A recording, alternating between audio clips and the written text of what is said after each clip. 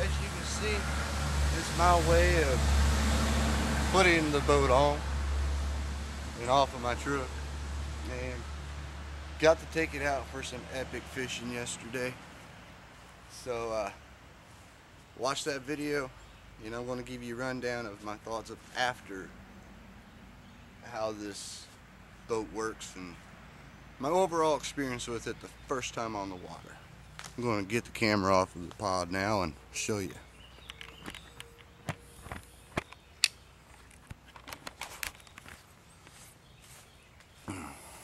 Alright, the front hatch doesn't need any water modifications or waterproofing. It does really good. Nice seal right here. Plenty of storage for rods.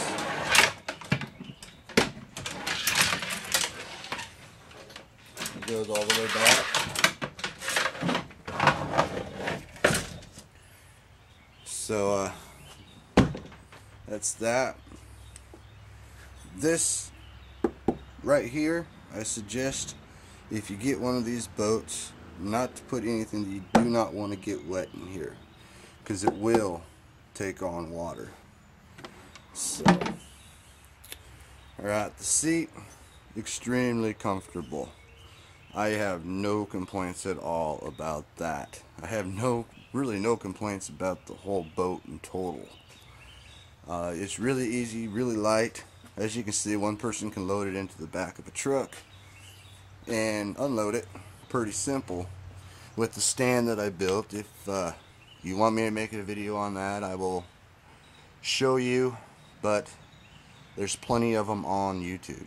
So I just took the measurements of how tall my truck was, did the math to decide how much the X-frame needs to be to get close to that, and there we go. I just have to slightly pick up on the kayak right here and set it on the tailgate, and it just slides right up.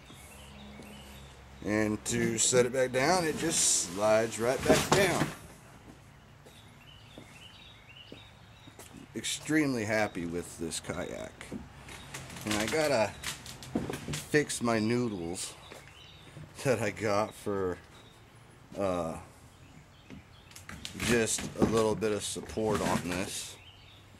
So excuse me for adjusting this, but it is what it is. The noodles fall off and I gotta find a way to put them back on. Think about just taping them and making them stay.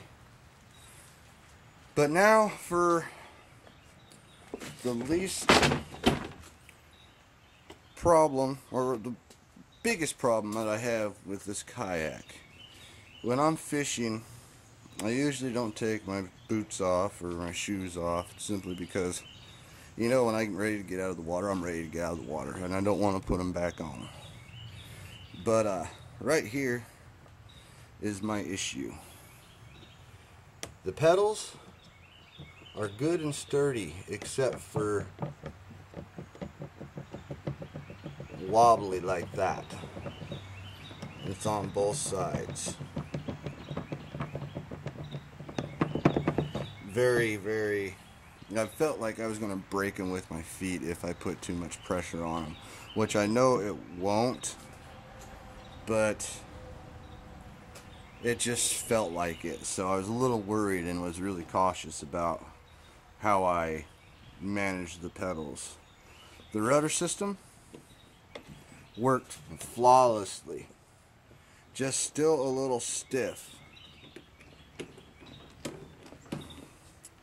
but it tracked really well with the rudder. And I have my little redneck flag back here for when I have it in the truck. So that's pretty much the only negative thing I have, and I'm going to play around today. I'm taking the day off from being on the water to get the boat a little better ready for my fishing. I had the seat off of it last night because I had to wash the kayak off, and let me make a really good point to you guys that are in kayaking. I am a firm believer in marine aquatic preservation and all that. And if you see the boat's got a little bit of water on it, it's because as soon as I got home, I took it out of my truck, put it on the stand, and sprayed the crap out of it with the hose. The reason being is every body of water that you put your kayak in is going to be different. The chemical makeup of each pond, our water system, river, pond, ocean, has a different chemistry. And the little stuff that attaches to your boat while you're in the water, whether it be weeds or pesticides that have been put in the water to kill the weeds, it can all be tracked and connected to a kayak or any other boat. So when you get done with your kayak, before you put it on another body of water, just make sure that it is washed off really good and rinsed. I actually take the more precautions and get a scrubber with some soap, some dish soap, and I scrub it down. Maybe it's just me taking a little extra precaution, but in the long run, I think it works out real well. As in that is the only problem that I have, is these pedals. So if you know of a way to sturdy them up, let me know. And the water drainage was awesome. Had a little bit of water from paddling come up into these, and I had the scupper plugs in. No biggie. They were dealt with, but that's the only problem that I really have with the kayak is the foot pedals, and I'm going to address that today. I did take all the scuppers out for draining when I was washing the kayak off. I just cannot express to you guys how important that is. Do our part as fishermen to keep the aquatic nature just the way it was when we came. Don't take it back with you. If you do, wash it.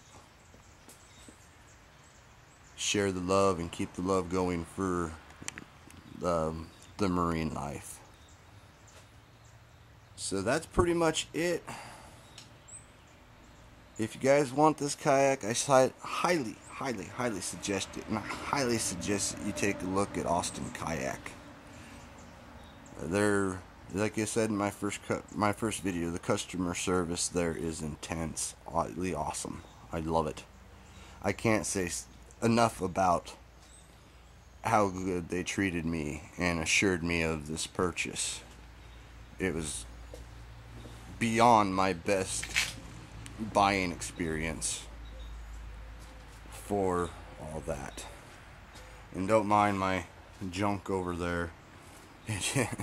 This is my little area underneath the carport, so it is what it is, but the kayak makes it look good in here. Well, this is Yak and Dan signing off.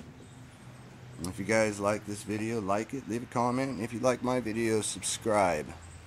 I know the video quality isn't all that good. I'm still learning and going through all the stuff and trying to get a new camera so I can do better recording on the water instead of via my phone, because I don't know, I just don't like the phone. But this is Yak and Dan signing off on another video and showing you guys just what the Lure 11.5 is all about. Thank you.